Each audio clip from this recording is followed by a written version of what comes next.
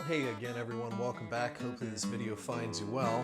So in the ever constant world of Amazon suggestions, I got this and we're gonna try it. So this is a kind of an eat in pouch, add hot water type of deal, freeze dried sort of Bibimbap, if I'm pronouncing that correctly, but just Easybab. Okay, so not a great expiration date there.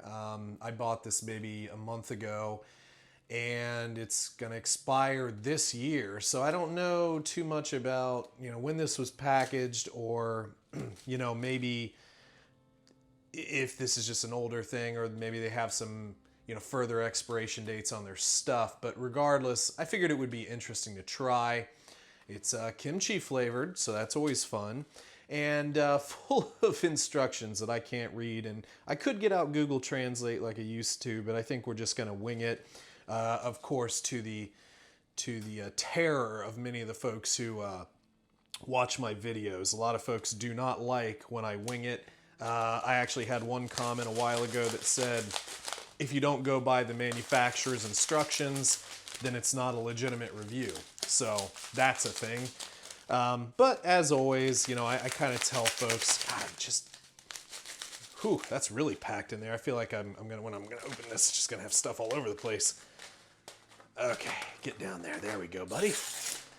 But generally speaking, what I like to do with this kind of thing is I will add enough water in to sort of approximate what I'd like it to look like when it's completed, when it's finished. And then I will just add a little bit more because, things with rice, beans, all that sort of good stuff. Just looking for an oxygen absorber, which doesn't look to be there. Oh, it has a little fill line. Oh, it even says water line.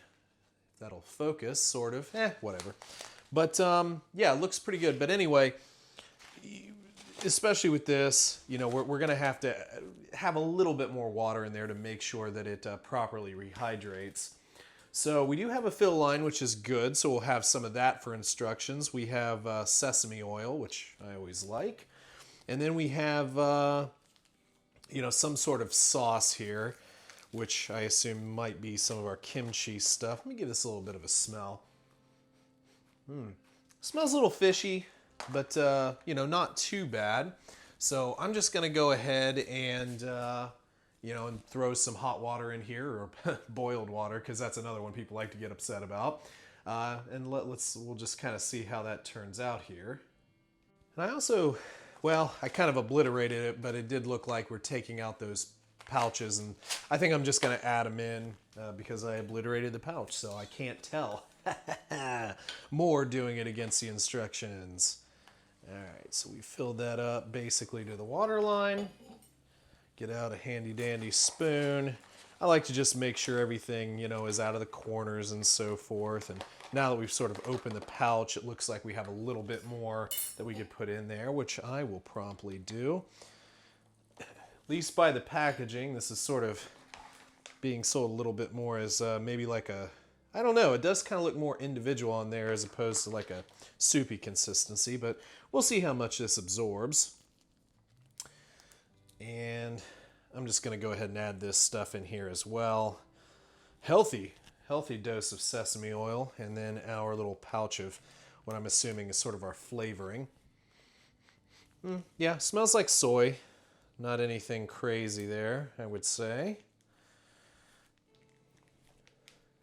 You guys think this is so easy? Pretty easy so far, Dave. All right, so I'll stir that in. Get a little bit of a magic show change of color. And then I will seal this up because thankfully I didn't tear the sealable part of that right out. Ooh, yeah, a lot of sesame oil smell out of there, which that's a great smell.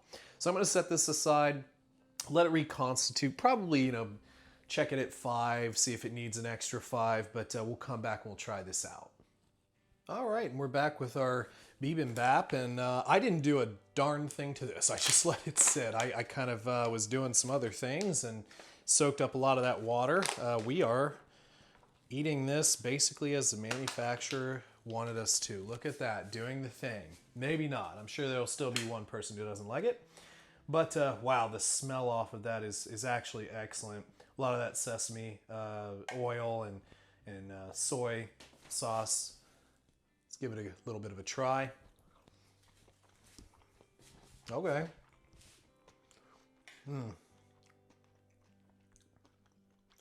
Wow. That has a lot of flavor.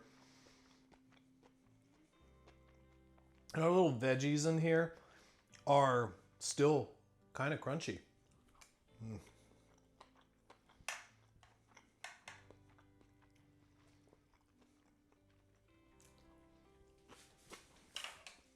Wow. Slight kick in there too. Not real spicy, but just enough of a kick to kind of get your taste buds open and kind of open up those nasal passageways. Wow.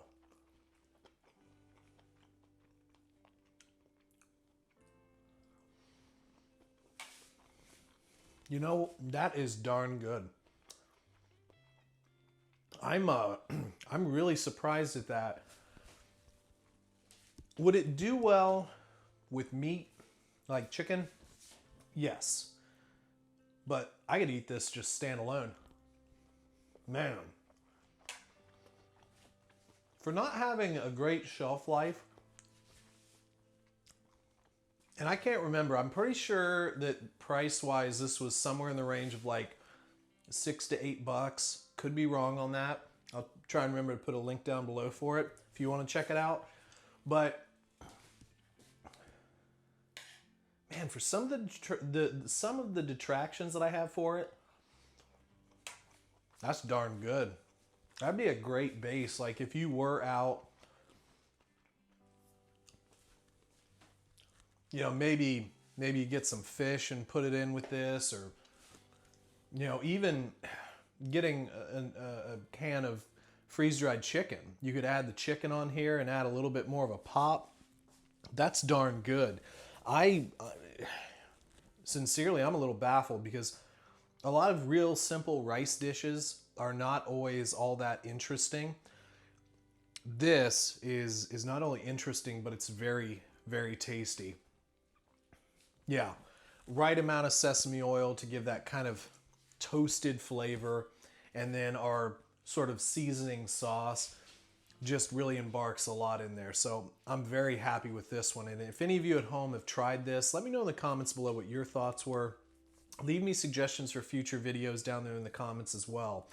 If you'd like to see anything reviewed on the channel and want to send it in, the P.O. box is down below in the description, along with the Patreon link if you'd like to support the channel. You don't have to, but it's there. And don't forget to like and subscribe, and we'll catch you on the next one. See ya.